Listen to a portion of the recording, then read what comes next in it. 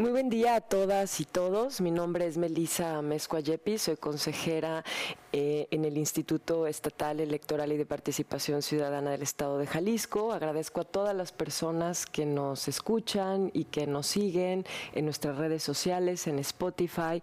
En este día naranja del mes de diciembre, en donde tendremos el gran honor, el gran privilegio de conversar unos minutos con la doctora Diana Arredondo Rodríguez, quien es jueza en retiro. Muy buenos días, estimada Diana, ¿cómo te encuentras? Buenos días, consejera Melissa, muchas gracias. Un placer estar aquí con ustedes, agradecida por esta invitación y esta oportunidad de conversar contigo y a través de ti con tu audiencia. Muchas gracias, Diana. Bueno, me permitiré, para quienes no te conocen, muy brevemente dar unos datos de tu reseña curricular.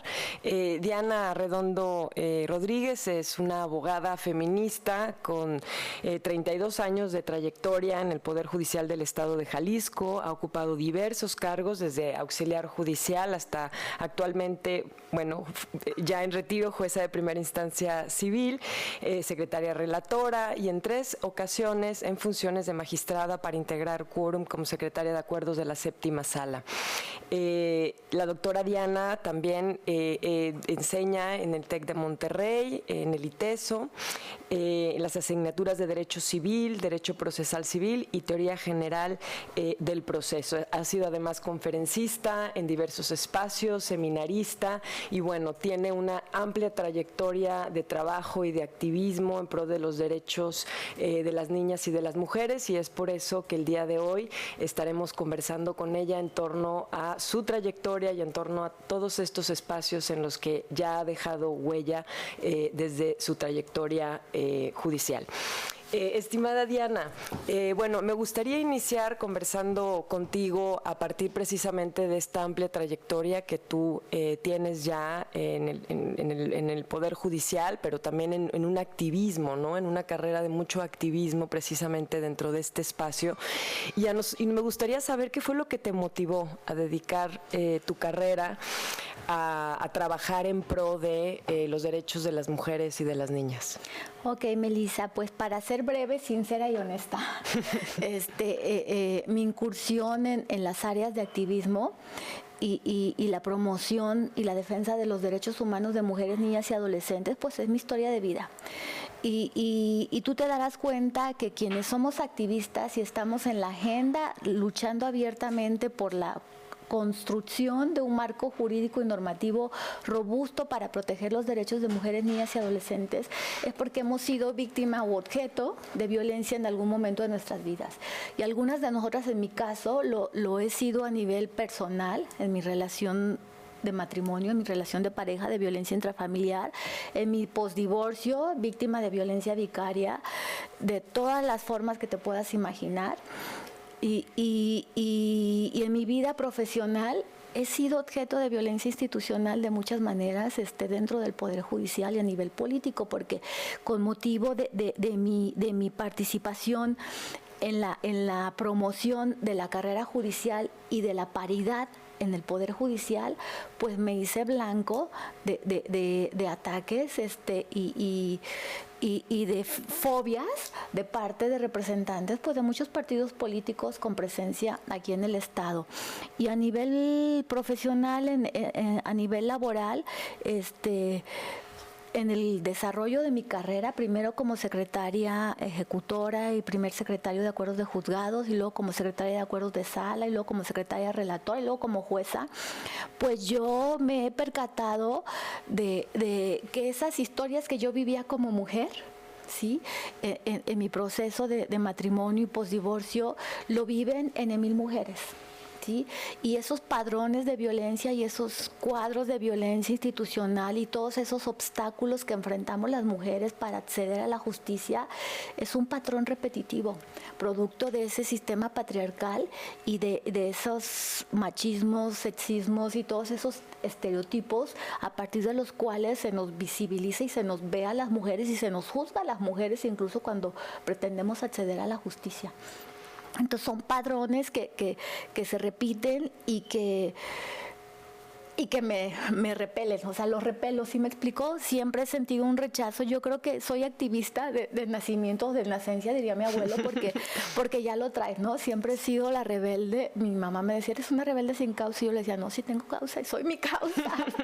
O sea, esta rebeldía no es porque sí, es porque todo lo que veo a mi alrededor me enferma, me enoja, me frustra. Entonces yo creo que sí hay algo en el escenario, en el contexto en el que nos encontramos que no nos gusta, hay que hacer algo. ¿Sí? Hay que hacer algo por transformarlo. Parte también yo creo que es que muchas de las personas el día de hoy, sobre todo las juventudes, que no conocen la historia de las luchas feministas y de cómo se conquistaron esos derechos que hoy gozamos, que no fueron concesiones gratuitas del aparato estatal, sino que los fuimos conquistando uno por uno, pues tenemos que reconocerlos, visibilizarlos y agradecerlos y sobre todo hacer algo para que las nuevas generaciones no se enfrenten a los mismos retos y obstáculos que nosotras hemos enfrentado en todos los espacios de nuestra vida. Me gustaría subrayar a partir de esto que nos comentas, que precisamente nos dices que si algo te motivó, ¿no?, a dedicar tu vida a este tema y a esta búsqueda de avanzar en derechos de mujeres, es sin duda también esta experiencia vivida, ¿no?, de ser objeto, digamos, de diferentes agresiones, diferentes formas de violencia, de una cultura, ¿no?, en la cual desgraciadamente todavía estamos todas y todos inmersos y que invisibiliza muchas de estas experiencias. Y creo que algo que me gustaría resaltar de lo que mencionas es que mucho de esto es detonado también por una experiencia de indignación, ¿no? Que debemos de indignarnos y debemos de estar inconformes con estas situaciones y con estas condiciones en las que vivimos. Y mientras no lo hagamos, poco podremos hacer al respecto. De hecho, si me permites, Melissa, uno de los hashtags que uso yo muy frecuentemente en mis redes sociales es indignadas todas. Sí, ¿sabes? Porque debemos de estar indignadas, y que esa indignación nos mueva a la acción. Correcto, y creo que esta indignación que es parte, creo, también central, ¿no?, de las luchas feministas, sobre todo contemporáneas, creo yo, ¿no?, el tornar este dolor, como dice Marta Lamas, ¿no?, o esta ira o rabia exactamente, en una trayectoria productiva y de trabajo colectivo. Entonces, digamos, vinculando, ¿no?, esa motivación que creo que coincide con el cómo muchas mujeres también orientamos lo que hacemos en nuestro día a día y de nuestra trayectoria. Me gustaría preguntarte también cómo, porque lo mencionaste hace un momento, ¿cuál es tu evaluación, ¿no?, actual respecto al marco normativo, ¿no?, nacional e internacional con el que contamos para efectos precisamente de avanzar en la lucha contra todas las formas de violencia contra las niñas y mujeres? Ok, mira, déjame decirte, tenemos, Melissa, un marco normativo y programático, pero un marco normativo convencional, internacional y nacional y local muy amplio, muy robusto, muy protector, muy rico en materia de protección de los derechos humanos de las mujeres en general, niñas y adolescentes, y en materia de los derechos políticos de las mujeres, ¿sí? Tenemos la Carta de las Naciones Unidas, la Declaración Universal de los Derechos del Hombre, la Convención de Derechos Políticos de las Mujeres, que data de 1954. Claro. Entonces no es nuevo, ¿sí me explico? Lo que es nuevo todavía es apenas podíamos votar. Exacto. La Convención CEDAW contra la discriminación, contra todas las formas de discriminación racial, el Pacto Internacional de Derechos Civiles y Políticos, el Pacto Internacional de Derechos Económicos, Sociales y Culturales, la Convención CEDAW, la Convención Belén do Pará, una contra la discriminación, claro. Belén do Pará, que establece cuáles son los tipos y las modalidades de violencia que sufrimos las mujeres, la Plataforma de Acción de Beijing, que generó en realidad esta puesta en marcha programática del acceso de las mujeres a una vida libre de violencia y libre de discriminación, ¿sí? Y que establece la creación de los mecanismos para el adelanto de las mujeres, ¿sí? Y tenemos el Consenso de Quito para América Latina, piedra angular de la paridad, que establece 3 modelos de transformación de los estados, de las naciones, para generar un escenario, un contexto estructural que permita la paridad en todas las áreas públicas y privadas, a nivel colectivo, a nivel familiar, al nivel de los partidos políticos, y hacia un modelo de la sociedad que vea con buenos ojos la participación de las mujeres. A nivel local tenemos la Ley General de Acceso de las Mujeres a una Vida Libre de Violencia, a nivel nacional tenemos la Ley Modelo Interamericana para prevenir, sancionar y erradicar la violencia política contra las mujeres, que data de 2017. Ya estamos hablando ya de tiempos más recientes. Yo creo que la última década ha sido de enorme avance en la construcción de un marco normativo, porque estas transformaciones que hemos tenido en la última década en el marco normativo interno, pues proviene de positivizar en nuestras leyes nacionales, pues todos esos derechos y esas obligaciones estatales establecidas en esas convenciones internacionales que te mencionaba, ¿no? Entonces, pues esas reformas legales que se han llevado a cabo en México son las que generan un escenario, en teoría, ¿sí? Ideal para la participación de las mujeres. Lo cierto es que en la práctica, pues ese escenario ideal dista mucho de ser realidad, ¿no? Tuvimos a nivel nacional en el periodo post-COVID, dos reformas muy importantes a nivel nacional: la reforma paridad en todo de 6 de junio de 2019, que se dio en el contexto de la pandemia, y la segunda a nivel leyes generales, que regula la violencia política contra las mujeres en razón de género, del 13 de abril de 2020. ¿Sí? Entonces, estas leyes generaron pues un piso más parejo en teoría para las mujeres, ¿sí? Tenemos lineamientos para la paridad que deben emitir los soples locales en cada proceso electoral, que deben generar condiciones junto con el acuerdo de los partidos políticos, que más que el acuerdo es la resistencia de los partidos políticos. Eso es lo que vemos en la realidad, para que las mujeres participen en los escenarios de los contextos políticos, pues de mejor manera, ¿no? Esta reforma de violencia política en razón de género, se hizo reforma a 8 leyes generales que tienen que ver con el contexto electoral. Es la Ley General de Acceso de las Mujeres a una Vida Libre de Violencia, para incluir la figura de violencia política en razón de género, a la Ley General de Instituciones y Procedimientos Electorales, a la Ley General del Sistema de Medios de Impugnación en materia electoral, a la Ley General de Partidos Políticos, que ahí yo creo que es la mayor tarea que hay que hacer para generar pisos parejos, la Ley General en materia de delitos electorales, la Ley Orgánica de la Fiscalía General de la República, la Ley Orgánica del Poder Judicial de la Federación y la Ley General de Responsabilidades Administrativas. Como ves, o sea, el marco es amplio, es vastísimo, o sea, hay de dónde echar mano, ¿sí? Pero el marco normativo no alcanza cuando no hay un verdadero compromiso, ¿sí? Y cuando queda en un discurso oficialista, que no trasciende la realidad de las mujeres que contienden en los contextos políticos y en los procesos electorales, ¿no?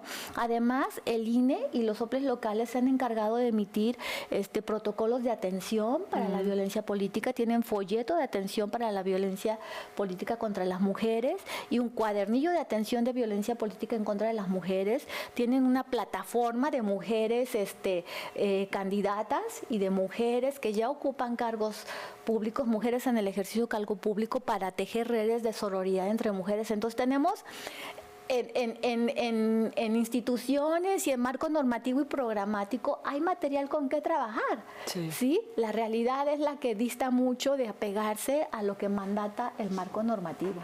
Claro, y algo que sin duda ha sido clave en el desarrollo, digamos, en la creación, ¿no?, formulación de este marco normativo, como tú bien dices, tan amplio a nivel internacional, nacional, que es además acompañado por instituciones y además, digamos, protocolos de todo tipo, sin duda fue resultado de un activismo constante, ¿no? Es decir, esto que mencionabas antes, la importancia de no olvidarnos de la historia detrás de cada uno de estos avances y de cada uno de estos procesos. Entonces, me parece, ya me dirás si me equivoco, que todos estos avances a nivel normal normativo y a nivel institucional son inseparables de este activismo permanente de mujeres a nivel global, ¿no? Sin duda a nivel local. Y en relación a eso, me gustaría preguntarte ¿qué tipo de activismo se debe de hacer desde tu perspectiva para que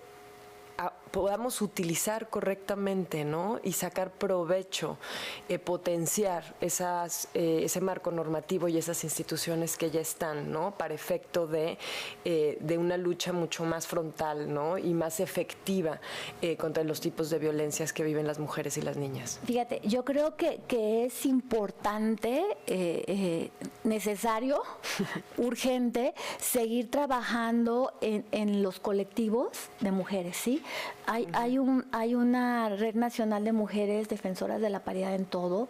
Hay diversos colectivos, ¿no? Está las defensoras de la 3 de 3, las constitucionalistas MX, o sea, hay muchos colectivos de mujeres que están trabajando 50+1, no sé, en 1000 colectivos de mujeres que están trabajando por tejer redes, porque yo creo que el reto más importante que enfrentamos las mujeres al pretender o al participar en la vida pública, al contender para un cargo de elección popular o al acudir a convocatorias para cargos de designaciones públicas e incluso en el ejercicio ya de los cargos electorales o de designaciones en la vida institucional, el mayor reto que encontramos es la insolidaridad estructural entre mujeres.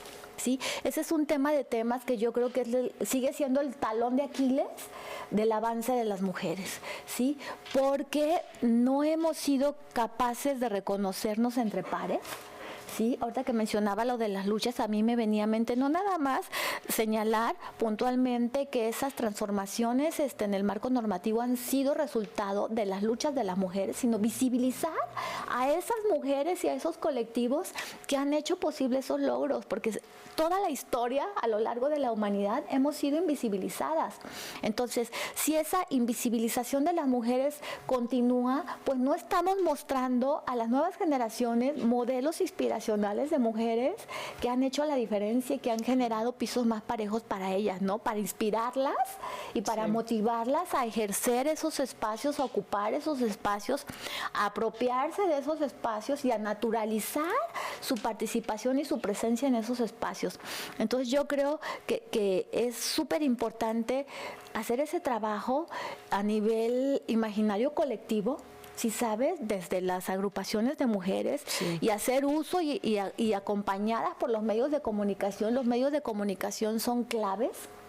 Programas como son claves para llegar a todos los rincones y a todos los espacios del país, para que las mujeres conozcan estos temas, ¿no? Para que conozcan que hay un marco normativo, para que conozcan que hay un marco programático e institucional que está ahí para acompañarles, para apoyarles, ¿sí? Para ejercer sus derechos y además trabajar redes de apoyo entre mujeres. Eso es clave, ¿sí? Porque las resistencias para la inclusión de las mujeres en el contexto político y en los procesos electorales y en los cargos públicos inician desde los partidos políticos. Entonces, si las mujeres al interior de los partidos políticos siguen replicando estos modelos estereotipados, productos de esa construcción cultural, ¿sí? Que nos enemista entre mujeres y nos hace vernos como competencia, pues no vamos a lograr desentrañar y derrocar esas estructuras que nos invisibilizan y obstaculizan que estemos ahí. Y no nada más participando, sino obteniendo logros, ¿sí me explico? Porque participar es una cosa, pero tener efectividad en nuestra acción es otra. Entonces, pasar de la igualdad formal o ideal que está en la ley, a la sustantiva, que de verdad estemos ahí haciendo la diferencia y teniendo oportunidades reales de incidir en nuestras comunidades y en la conducción de la política de nuestros estados y de nuestro país. Y además es un reto, me imagino, también doble en el sentido de tejer, ¿no? De tejer a partir del trabajo con otros colectivos, con otros grupos, con otras asociaciones, pero además hacerlo a través del tiempo, ¿no? Es decir, de manera sostenida, incluso frente a nuevos retos que experimentamos de manera colectiva, ¿no? Y no únicamente a manera de grupos, porque Me parece que, y ahí quisiera conectarlo sobre todo con otra pregunta que quisiera hacerte y que quizás podamos vincular, ¿no?, esta respuesta con ella. Y tiene que ver con también tu trayectoria, pero también la trayectoria que emprendiste, también podríamos decir en un sentido más académico. Estoy leyendo la tesis doctoral, el título de la tesis doctoral que tú hiciste, que tenía que ver precisamente con la equidad de género en el Poder Judicial. Y creo que hoy, sin duda, revivimos, ¿no?, un reto muy importante en términos de pensar los marcos normativos con los que contamos para los retos como el que se viene de la elección del Poder Judicial, ¿no? Es decir, desde tu perspectiva y desde todo el trabajo que has realizado, ¿qué retos son los que vamos a enfrentar ahí? Y de qué manera podemos empezar a avanzar en este trabajo de tejer redes, ¿no?, con otras colectivas y con otras mujeres. Ok, ahorita que hacías alusión al tiempo, antes de dar respuesta a esa pregunta en particular, efectivamente, permanecer en el tiempo, en la lucha por el avance progresivo y el reconocimiento en el marco normativo no es fácil. No es fácil a partir de la división entre mujeres y de cómo la estructura patriarcal selecciona mujeres para colocarlas en algún puesto, cooptando su libertad y silenciándolas. ¿Sí me explico? Y cómo diluye los grupos de mujeres, porque esta es una realidad, aquí en Jalisco lo estamos viviendo en este momento, la división del movimiento feminista en Jalisco a raíz del cooptado de mujeres clave por las estructuras patriarcales en los partidos políticos. ¿Sí me explicó? Entonces genera división, desunión y disuelve las luchas. Entonces permanecer en el tiempo es muy difícil. Entonces, volviendo a la pregunta, ¿qué retos enfrentamos? Yo precisamente a nivel personal, toda la violencia política de la que he sido objeto durante más de una década es a partir de mi incursión en la participación de convocatorias públicas por el Congreso de Jalisco a magistraturas locales, al Supremo Tribunal de Justicia y al Tribunal de Justicia Administrativa. ¿Sí? Entonces, en ese contexto puedo platicarte en 1000 experiencias y eventos que sufrí a cargo de operadores clave de partidos políticos en 3 legislaturas, donde fui denostada y violentada de muchas innumerables maneras, pero mi lucha ha sido por la carrera en el judicial, ¿sí? Porque quienes llegaban a esos cargos, personas sin experiencia, personas sin trayectoria, ¿sí? Siempre personas que gozaban de una posición privilegiada, en su mayoría hombres, y las mujeres que se colaban llegaban desde la estructura patriarcal con la lógica de la llegada de la estructura patriarcal, ¿sí? Mujeres pues serviles a quien los coloca, igual que los hombres, a quien los coloca en los puestos y sin libertad para accionar, y además sin agenda propia por la agenda de los derechos de las mujeres, niñas y adolescentes. ¿Sí me explicó? Entonces, así fue como inició mi lucha, ¿sí? Para generar condiciones. Entonces, y incursionando en esas convocatorias, yo me daba cuenta que las diputadas, aun cuando habíamos logrado avances en paridad, aquí en Jalisco, yo presidí una asociación G10 por Jalisco, y en 2017, 2018, nosotras, bueno, desde el 2012 estuvimos cabildeando una reforma constitucional al artículo 57 para la paridad horizontal. Entonces, pues producto de esa experiencia fue como yo me di cuenta que no tenía posibilidades de llegar como magistrada si las mujeres diputadas que habían logrado llegar a ocupar esos espacios más paritarios, un poco más paritarios en el Congreso local, no tenían autonomía política. Claro. ¿Sí? Y no tenían capacidad de decidir por ellas mismas, ni siquiera por quién votar en esas convocatorias. Ya no digo en temas más trascendentales, de reformas claro, constitucionales, de asignación de presupuestos y demás, para el Estado, de temas más trascendentes, ¿sí? Entonces yo decía, ¿cómo voy a lograr eso si las diputadas me dicen, voy a pedir permiso a ver si me dejan votar por ti? Así. ¿Sí me explicó? Entonces yo decía, tenemos que trabajar no nada más en que lleguen más mujeres, sino que lleguen mujeres empoderadas, autónomas, que lleguen mujeres con autonomía, que lleguen mujeres con agenda propia que corresponda con la agenda de los derechos de las mujeres, y que lleguen mujeres que tengan una verdadera vocación por transformar. ¿sí? Por incidir. Mi palabra favorita es incidencia. Entonces, si no llegas para incidir al espacio al que llegas, ¿a qué llegas? A nadar de muertito. En tu gestión no hace ninguna diferencia. Entonces, producto de este contexto fue que yo me fui aliando con los colectivos y redes de mujeres a nivel local para que ellas me apoyaran en la agenda para el Poder Judicial, ¿sí? Y entonces lanzamos la campaña Magistrada Ya, ¿sí? 2017, ¿sí? Y entonces, pues así fue como fuimos extendiendo la acción, ¿no? Y ahora que se viene todo esto de la reforma judicial, que a mí me coge ya en retiro, yo inicié mi retiro el 1 de agosto de este año 2024, entonces, yo estoy molesta, indignada, dolida, furiosa, enojada con todo lo que está pasando, porque para mí estas reformas, la reforma judicial y la reforma de la ley de amparo y esta reforma de supremacía constitucional que finalmente no se llevó a cabo como estaba planteada, a mí todo esto me enoja sobremanera porque esa lucha, ¿sí? Mi trabajo era para traer al contexto local esos avances que había habido en materia de carrera judicial y de paridad en el Poder Judicial Federal. O sea, tenemos que traer procesos similares aquí de fortalecimiento institucional para el Poder Judicial. Y se vienen estas reformas y es como un borrón a todo ese trabajo, ¿sí? De años para construir un modelo de selección de operadores de justicia, claro, ¿sí? Profesional, con habilidades blandas que se desarrollan en el curso del tiempo. O sea, un título de derecho, un título de abogado, no una licenciatura, no te da las credenciales ni las habilidades blandas suficientes y necesarias para ejercer un cargo de impartición de justicia, en la materia que sea. Tiene que haber un nivel de expertise. La tendencia mundial es hacia la profesionalización. Y si hablamos de fortalecer a las instituciones es poner los perfiles idóneos en cada silla, ¿sí? Que atiendan las necesidades reales de la función que se va a desempeñar, ¿no? Y si hablamos de derecho y de impartición de justicia, pues es tan amplio como es el robusto marco normativo, ¿no? Y las materias en las que hay que impartir justicia. Entonces, hay que trabajar mucho frente a este debacle porque es como una patada, sí, que derrumba completamente todo ese trabajo de décadas. O sea, en el Poder Judicial ha sido más de una década, 2 décadas, podríamos hablar ya de fortalecer al Poder Judicial Federal.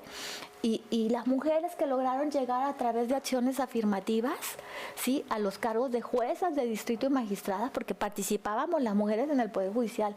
Hace 2 años me invitaron a dar una conferencia en Aguascalientes a los comités de participación ciudadana, sí, de la red de los sistemas estatales anticorrupción, y me asignaron el tema de la participación de las mujeres en el Poder Judicial. Y yo cuando escuché el tema me indigné, ¿no? Yo dije, ay, ¿cómo que participación de las mujeres? Pues si las mujeres estamos ahí, somos más de casi el 70% de las plantillas. Pues sí, pero ¿qué crees? Después de que preparé mi material y todo, me di cuenta que las mujeres estamos participando, porque no estamos incidiendo, porque no estamos ocupando los cargos de judicaturas y magistraturas en paridad. Sí, la participación llega a ser del 30%, cuando mucho ocupamos las plazas de base, ¿sí me explico? Sí. No estamos en las cúpulas.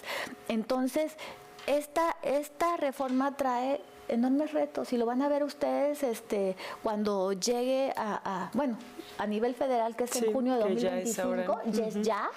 Y en Jalisco yo creo que va a ser hasta 2027 si es que no logramos parar esto, porque se está peleando todavía contra esa reforma, ¿no? Y los ojos y las esperanzas están puestas en agotar el proceso en la Comisión Interamericana y llevarlo a la Corte Interamericana, ¿no? Pero en vía de mientras, pues hay que irse preparando para lo que viene, porque no podemos esperar a ver qué pasa. Y los retos y los obstáculos son enormes. Y la indignación es total. Pues mira, Diana, justo pensando ahora en esto que mencionas, ¿no? De los retos que vienen, de los obstáculos, tal vez también de las oportunidades, ¿no? Me gustaría hacerte una última pregunta en esta breve sesión que hemos tenido el gran gusto de conversar contigo, y tiene que ver precisamente con lo que viene, ¿no? Para ti, es decir, ahora que, como acabas de decir, desde agosto estás ya en retiro de la función jurisdiccional. ¿Qué viene para Diana Redondo en un trabajo de estos temas, ¿no? Dedicado a este tejer con otras mujeres, con otros colectivos? ¿Qué tienes planeado para los próximos años? ¿Qué tengo planeado para los próximos años? Este año, o sea, lo que resta del año me lo tomé de sabático, creo que me lo merecía. Mi cuerpo me lo reclamaba y mi alma también. Y para el próximo año, yo creo, el próximo año y los próximos años, pues obviamente esta es mi agenda, no la voy a soltar. Tengo un proyecto ahí de constituir una asociación civil. Me acabo de asociar a una asociación civil, Mujeres Líderes que Inspiran. Somos mujeres de como de 7 estados de la República Mexicana, pero quiero constituir una asociación de asesoría jurídica gratuita para mujeres.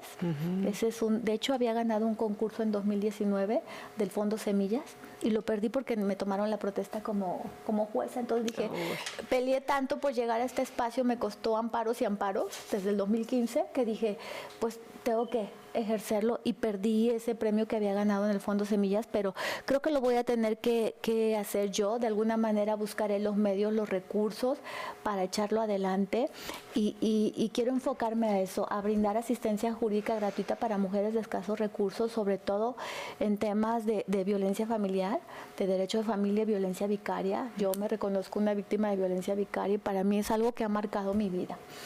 Y a nivel de participación política, no sé qué me depara el destino, pero sí que voy a seguir trabajando en el activismo a nivel local para buscar la manera de reorganizar y de volver a agrupar la división de las mujeres en Jalisco, que además está muy marcada por el partido político en el poder a nivel federal, sí, que las mujeres que se alinearon a Morena, se pusieron la camiseta de una forma tan fuerte que cerraron los ojos a todo lo que está pasando a nivel local y a nivel nacional.